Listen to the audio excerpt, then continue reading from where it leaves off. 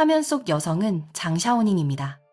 뉴욕 경찰에 이끌려 구치소를 나와 법정으로 향하던 그녀에게 취재진이 물었습니다.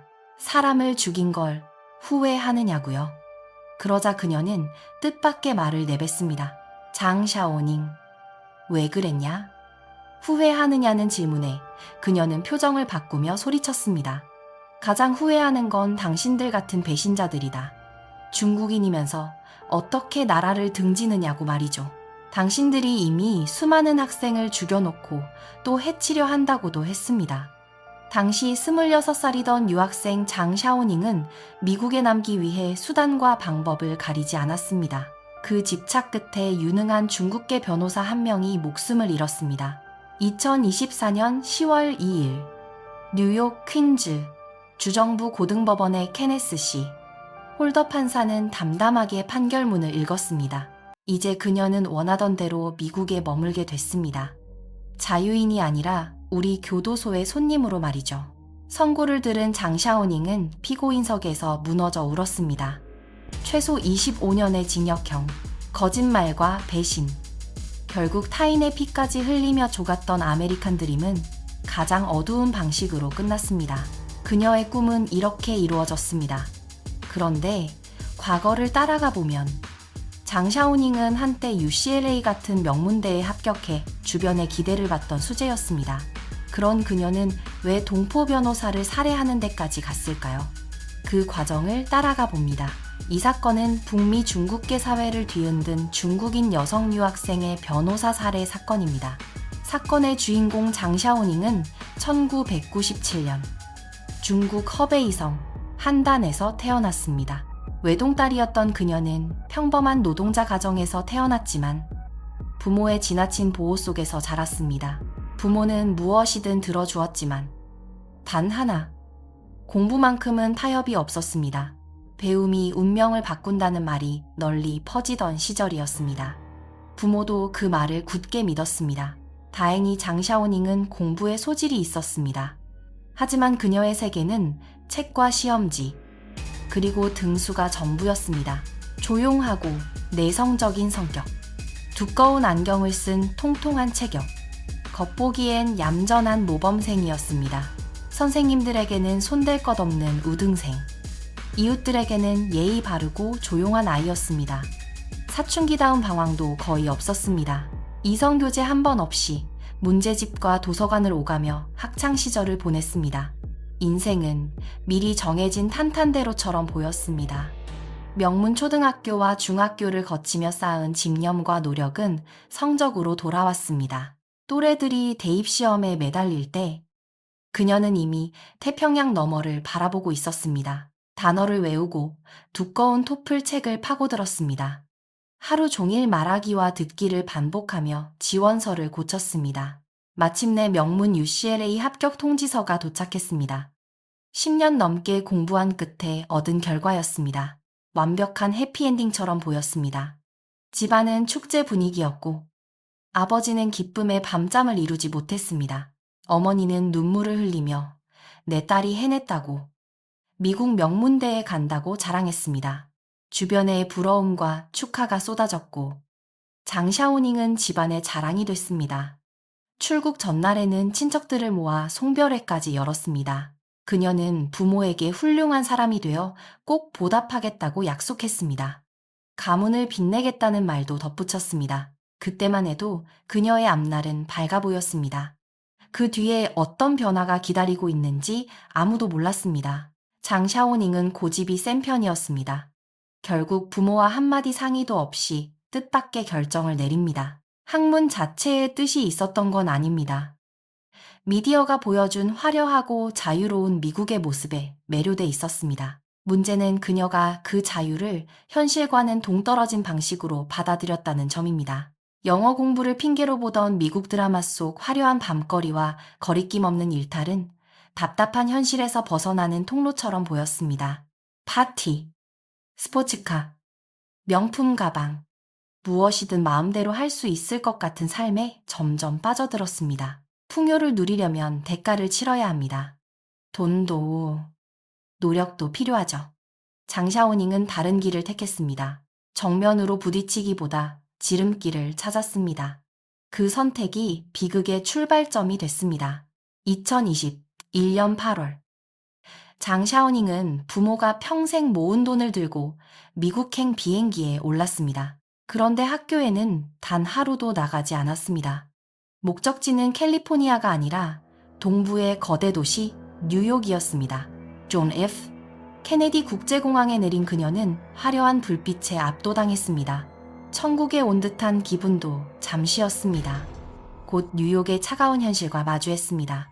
낡고 위험한 지하철, 감당하기 힘든 집세, 무심하게 스쳐가는 사람들. 상상하던 미국은 빠르게 무너졌습니다. 처음엔 월 4,000달러짜리 고급 주택을 구해 사치했지만 가진 돈은 금세 바닥났습니다.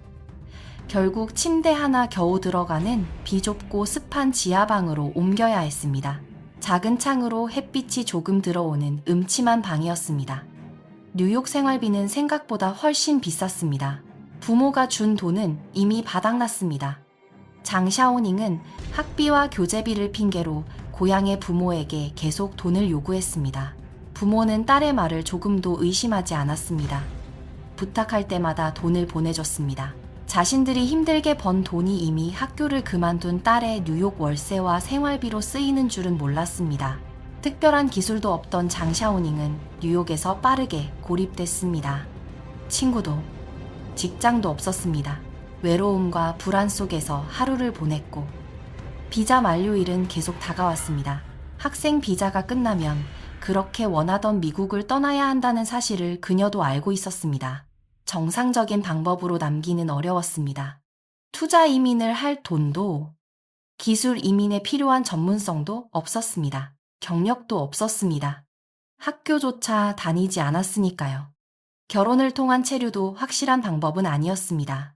시간이 갈수록 불안은 커졌고, 장 샤오닝은 미국에 남을 방법을 닥치는 대로 찾기 시작했습니다. 유학생 포럼과 위챗 단톡방을 뒤지며 여러 이민 정보를 찾아봤습니다. 그러다 정치망명이라는 말이 눈에 들어왔습니다. 브로커들은 가장 빠르고 쉬운 방법이라며 망명을 권했고, 장 샤오닝은 관련 정보를 모으기 시작했습니다. 중국에서 박해받았다는 이야기를 꾸며내면 미국에서 망명 허가와 영주권을 받을 수 있다고 생각한 겁니다. 터무니없는 발상이었지만 이미 막다른 길에 몰렸다고 느낀 그녀에겐 달랐습니다. 미국에 남겠다는 생각에 사로잡힌 장 샤오닝에게 망명은 마지막 방법처럼 보였습니다. 죄책감은 뒤로 밀렸습니다. 결국 영주권을 위해 거짓말을 택했습니다. 미국에 남기 위해 직접 시나리오를 짜고 피해자 행세를 시작했습니다. 인터넷에서 자료도 모았습니다. 온라인에서 찾은 박해 사례를 짜깁기해 자신의 이야기처럼 만들었습니다. 중국 베이징에서 말을 잘못했다가 공안에게 괴롭힘과 성폭행을 당했고, 심지어 강제로 병원에 갇히기까지 했다고요. 심지어 정신병원에 강제로 갇혔다고도 했습니다. 거짓말을 진짜처럼 보이게 하려고 거울 앞에서 표정과 말투까지 연습했습니다. 이야기를 충분히 익힌 뒤 그녀는 이런 이민 절차를 도와주는 브로커와 접촉했습니다. 브로커는 그녀의 이야기를 듣고 더 구체적인 계획을 세웠습니다. 2022년 초였습니다. 뉴욕에서 유엔 총회가 열릴 예정이었는데 브로커는 이때 큰 소동을 일으켜 이목을 끌어야 한다고 조언했습니다. 국제사회의 관심을 끌면 망명 신청에 유리할 수 있다는 계산이었습니다. 두 사람은 기회를 기다렸습니다. 마침내 그날이 왔습니다. 장 샤오닝은 화장을 지우고 수수한 흰 티셔츠에 안경을 썼습니다. 머리는 대충 묶었습니다. 억울한 일을 겪었지만 버티고 있는 피해자처럼 보이려는 연출이었습니다. 직접 피켓도 만들었습니다. 피켓에는 나를 성폭행한 중국 공안을 처벌해달라는 글이 적혀 있었습니다. 그녀는 곧바로 뉴욕 맨해튼으로 향했습니다. 유엔 본부 앞에 도착한 그녀는 사람들 사이에서 피켓을 높이 들고 슬프고 분한 표정을 지었습니다. 군중 앞에서 눈물을 흘리며 피해를 호소하자 일부 사람들은 그녀의 말을 믿고 동정하기 시작했습니다. 브로커는 사진과 영상을 찍어 소셜미디어에 퍼뜨렸습니다. 반응은 빠르게 번졌습니다. 장 샤오닝은 진실을 폭로한 사람처럼 주목받았습니다. 하지만 두 사람은 그 다음을 예상하지 못했습니다. 영상이 해외에서 잠깐 화제가 되고 끝날 거라 생각했던 겁니다. 사진과 영상은 빠르게 중국 본토까지 퍼졌고 지인들은 곧바로 그녀를 알아봤습니다. 실제 배경과 학력을 아는 사람들이 나서면서 이야기는 금세 의심받기 시작했습니다. 배신자, 이기주의자라는 비난이 쏟아졌고 인터넷 여론은 빠르게 악화됐습니다. 개인정보까지 퍼졌고 중국에 있던 부모도 거센 비난과 압박을 감당해야 했습니다. 영주권을 얻으려던 장샤오닝의 계획은 결국 정반대의 결과를 낳았습니다. 공개적으로 벌인 일 때문에 중국으로 돌아가는 길까지 부담스러워졌습니다. 그런데 망명 신청마저 성공하지 못했습니다. 미국 이민 심사관들은 장샤오닝의 앞뒤 맞지 않는 주장을 받아들이지 않았습니다. 이를 뒷받침할 증거도 없었습니다. 결국 망명 신청은 기각됐습니다. 장샤오닝은 미국에 남기도 중국으로 돌아가기도 어려운 상황에 놓였다고 느꼈습니다. 분노한 그녀는 자신에게 희망을 줬던 브로커에게 책임을 돌리기 시작했습니다. 사진을 지우고 돈을 돌려달라고 요구했지만 상대는 거절했습니다. 오히려 협박까지 돌아왔습니다. 계속 귀찮게 하면 스파이 혐의로 신고하겠다는 말이었습니다. 장샤오닝은 더 깊은 절망에 빠졌습니다. 그때 떠올린 사람이 있었습니다. 중국계 사회에서 이름이 알려진 이민 변호사 리진진이었습니다. 유능한 변호사라면 이 상황을 해결해 줄 거라 믿었습니다. 그 선택이 비극으로 이어질 줄은 몰랐습니다. 결국 장샤오닝과 리진진 모두의 인생을 바꾸는 선택이 됐습니다. 다시 리진진을 찾았을 때 그녀의 요구는 이미 달라져 있었습니다. 더는 망명을 고집하지 않았습니다. 대신 리진진의 인맥을 이용해 인터넷에 퍼진 자신의 사진을 지워달라고 요구했습니다. 사진을 없애고 조용히 귀국하고 싶었던 겁니다. 리진진에게도 진실은 숨겼습니다. 이전 브로커에게 속은 피해자인 척 했습니다. 하지만 리진진은 경험 많은 이민 변호사였습니다. 겉으로는 그녀의 처지를 들었지만 이야기에 이상한 점이 많다는 걸 알아챘습니다. 그는 구체적인 내용을 묻기 시작했습니다. 증거를 요구하며 질문이 이어지자 장샤오닝의 이야기는 금세 앞뒤가 맞지 않기 시작했습니다. 2022년 3월 11일 리진진의 사무실에서 질문이 계속되자 결국 문제가 터졌습니다. 장샤오닝은 감정을 억누르지 못했습니다. 소리를 지르다 결국 박해받았다는 이야기가 모두 거짓이라고 털어놨습니다. 미국에 남으려고 꾸며낸 이야기였다는 겁니다. 66살의 리진지는 큰 충격을 받았습니다. 오랫동안 미국에서 살아온 이민자로서 그는 동포를 돕는 일에 적극적이었습니다. 도움이 필요한 사람이라면 나설 생각이었지만 거짓 망명 신청까지 도울 수는 없었습니다. 리진지는 단호하게 선을 그었습니다. 더 이상 장샤오닝의 사건을 맡지 않겠다고 했습니다. 변호사 윤리상 받아들일 수 없는 일이었습니다.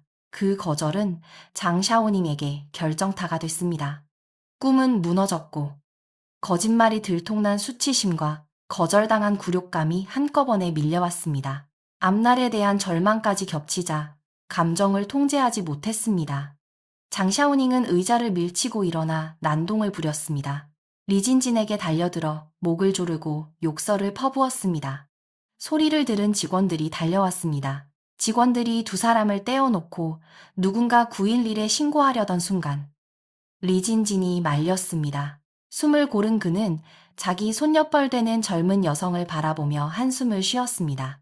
아직 젊은 사람의 앞길을 망치고 싶지 않다며 신고하지 말고 보내주라고 했습니다. 장샤오닝이 사무실을 나가면서 일은 끝난 듯 보였습니다. 리진지는 이번 일로 그녀가 정신을 차리길 바랐을지도 모릅니다. 결과는 정반대였습니다. 그 호의는 장샤오닝의 분노를 누그러뜨리지 못했습니다. 장샤오닝에게 리진진의 거절은 원칙을 지키려는 행동으로 보이지 않았습니다. 자신의 기회를 빼앗고 인생을 망친 행동이라고 받아들였습니다. 자신의 거짓말을 돕지 않은 변호사에게 모든 책임을 돌리며 복수를 생각하기 시작했습니다. 3월 11일 쫓겨난 뒤 3월 14일 다시 찾아오기까지 주말을 포함해 사흘이 흘렀습니다. 장샤오닝에게 그 72시간은 길고 어두웠습니다. 지하 셋방에 틀어박혀 분노와 절망 속에서 밤을 지새웠습니다. 거절당한 순간이 계속 떠올랐습니다. 리진진의 표정과 사무실에서 쫓겨나던 자신의 모습이 떠오를수록 분노는 커졌습니다. 그녀는 자신이 잘못한 게 아니라 기회를 주지 않는 세상이 문제라고 믿었습니다. 첫 브로커도 원망했지만 자신을 돕지 않은 리진진 역시 용서할 수 없다고 생각했습니다. 책임을 남에게 돌리는 동안 반성은 사라졌고 분노가 이성을 밀어냈습니다. 실수를 바로잡거나 새로 시작할 생각은 없었습니다. 머릿속에는 복수만 남았습니다. 내 아메리칸 드림을 짓밟은 사람을 없애겠다. 생각은 점점 굳어졌습니다. 2022년 3월 14일 오전 뉴욕 플러싱의 하늘은 흐려 있었습니다. 그녀는 중국계마트 주방용품 코너에서 날카로운 식칼 2자루를 골라 샀습니다. 칼은 가방 깊숙이 넣었습니다. 그리고 며칠 뒤 케이크 상자를 들고 다시 사무실에 나타났습니다. 3일 전 난동을 부리던 모습은 사라졌습니다. 차분한 표정으로 데스크 직원에게 다가갔습니다. 지난번 일을 사과하러 왔다며 케이크를 내밀자 직원들의 경계가 풀렸습니다. 비서가 리진진에게 알렸고 그는 그녀가 반성했을 수 있다고 생각했는지 다시 만나기로 했습니다. 리진진은 면담을 받아들였습니다. 방에 들어온 장샤오닝은 문을 조용히 닫았습니다. 그리고 안에서 잠갔습니다. 이 행동은 훗날 재판에서 중요한 증거가 됩니다. 계획 범죄를 뒷받침하는 정황이었습니다. 처음 대화는 평온했습니다. 그녀는 테이블에 케이크를 놓고 고개를 숙였습니다. 하지만 오래가지 않았습니다. 다시 요구를 쏟아내며 리진진에게 사진을 지워달라고 압박했습니다. 리진진이 거절하자 곧바로 언성이 높아졌습니다. 방 안에서 고성이 들리기 시작했습니다. 문 밖 직원들도 이상함을 느꼈습니다. 문은 안에서 잠겨 있었습니다. 그 안에서 결국 비극이 벌어졌습니다. 리진진이 대화를 끝내려 몸을 돌린 순간 장샤오닝이 뒤에서 덮쳤습니다. 왼팔로 66살 리진진의 목을 조르며 소리를 내지 못하게 했습니다. 동시에 가방에서 미리 준비한 식칼을 꺼내 가슴을 찔렀습니다. 이어 3차례 더 칼을 휘둘렀습니다. 리진진의 비명이 밖까지 들렸습니다. 직원들은 문을 부수려 하며 경찰에 신고했습니다. 문이 열렸을 때 현장은 참혹했습니다. 66세의 리진진 변호사는 바닥에 쓰러져 있었고 25세의 장샤오닝은 그 옆에 멍하니 서 있었습니다. 장샤오닝은 피 묻은 흉기를 손에 든 채 서 있었습니다.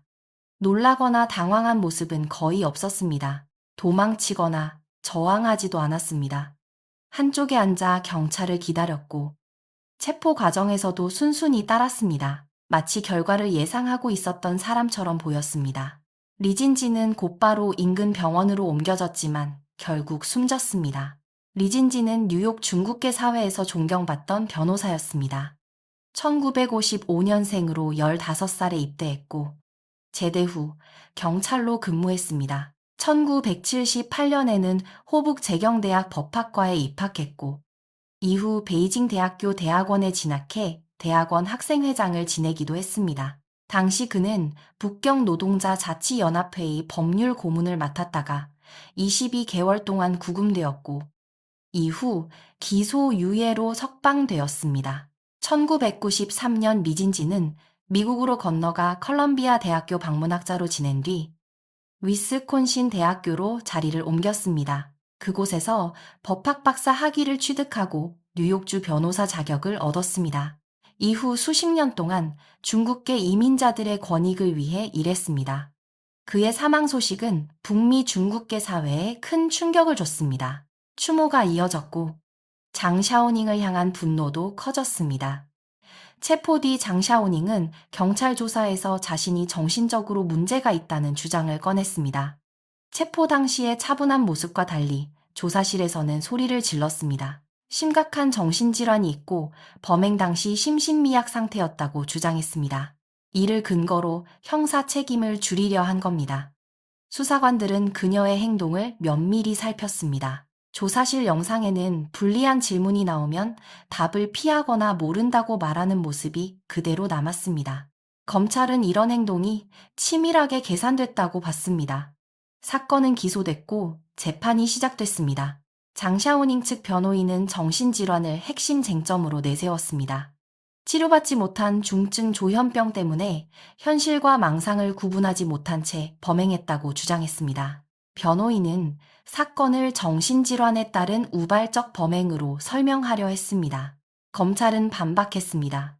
범행에는 분명한 동기가 있었고 준비 과정과 실행도 계획적이었다는 겁니다. 검찰은 장샤오닝이 범행 전 마트에서 식칼을 사는 장면이 담긴 폐쇄회로 영상을 제출했습니다. 흉기를 미리 준비했다는 증거였습니다. 사무실 접수 직원도 증인으로 나왔습니다. 장샤오닝이 케이크를 건네며 사과하겠다는 이유로 사무실에 들어왔다는 증언이 이어졌습니다. 피해자에게 접근하기 위해 거짓말을 했다는 겁니다. 더 중요한 정황은 그녀가 사무실 문을 안에서 잠갔다는 사실이었습니다. 방해받지 않는 공간을 만들려 한 행동으로 해석됐습니다. 검찰은 이를 고의성을 보여주는 정황으로 제시했습니다. 부검 결과 리진진의 목과 가슴 등 급소에는 모두 4차례의 자상이 확인됐습니다. 검찰은 이를 우발적인 난동이 아니라 살해 의도가 있었음을 보여주는 증거라고 주장했습니다. 증거가 쌓이면서 정신질환을 앞세운 주장은 힘을 잃었습니다. 장샤오닝은 법정에서도 여러 차례 소란을 일으켰습니다. 심신미약 주장이 받아들여지지 않자 영어와 중국어를 섞어 소리치며 혐의를 부인했습니다. 재판이 중단되자 판사는 계속 소란을 피우면 퇴정시키고 화상으로 재판을 진행하겠다고 경고했습니다. 상황이 불리해지자 장샤오닝은 자신을 중국으로 보내달라고 판사에게 요구했습니다. 미국에서 처벌받지 않으려는 요구였지만 판사는 받아들이지 않았습니다. 미국에서 저지른 범죄인 만큼 미국 법에 따라 재판받아야 한다고 밝혔습니다.